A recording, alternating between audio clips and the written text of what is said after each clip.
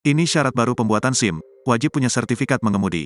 Masyarakat yang ingin membuat surat izin mengemudi akan diwajibkan menyertakan fotokopi sertifikat pendidikan dan pelatihan mengemudi.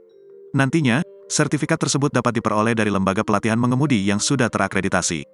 Direktur Registrasi dan Identifikasi Korlantas Polri Brigjen Yusri Yunus menjelaskan, hal tersebut sebagai upaya meningkatkan keselamatan berkendara di jalan raya.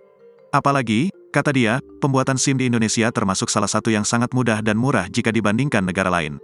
Selain itu, Yusri juga menyebut kebijakan itu ditujukan untuk meningkatkan kualitas pengemudi dan menurunkan tingkat pelanggaran dan kecelakaan saat berlalu lintas.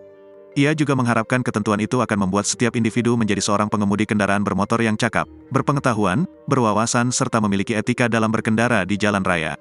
Menurut Yusri, aturan itu bukan kebijakan baru. Akan tetapi, memang baru akan mulai diaktifkan secara nasional.